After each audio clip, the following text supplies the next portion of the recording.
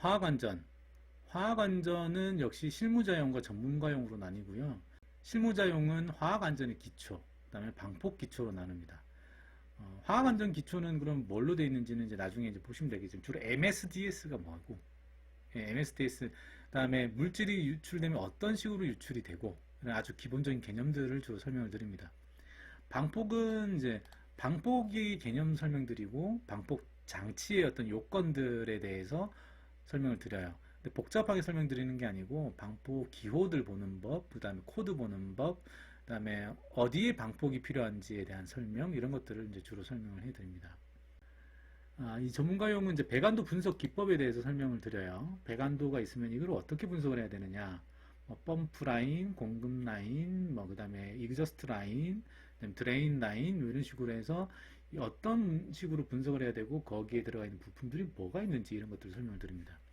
그 다음에 60079 10-1은 뭐냐면 방폭에 대한 폭발 위험 구간 계산에 대한 규격이죠.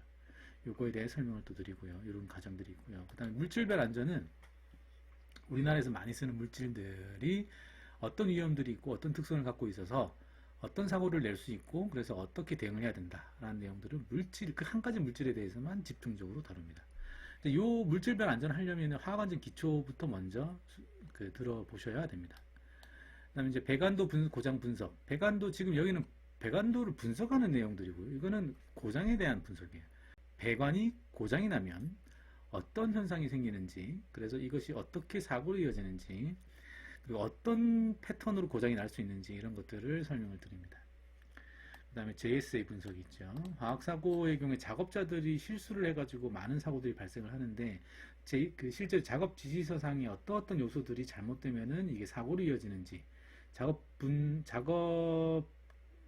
작업 지시서를 어떻게 분석하고 작업 패턴들에서 어떻게 위험을 도출해낼 수 있는지를 사례를 가지고 설명을 해드립니다.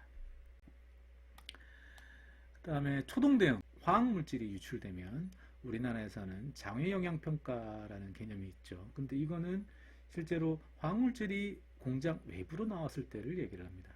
그러나 대부분의 사고들은 화학 공장의 그 공장 외부로 나오기 전에 내부에서 작업자들이 상해를 입게끔 만들죠. 그래서 화학사고의 초동 대응을 어떻게 하느냐가 몇 사람을 살리고 큰 사고를 작은 사고로 축소시켜 주기도 합니다.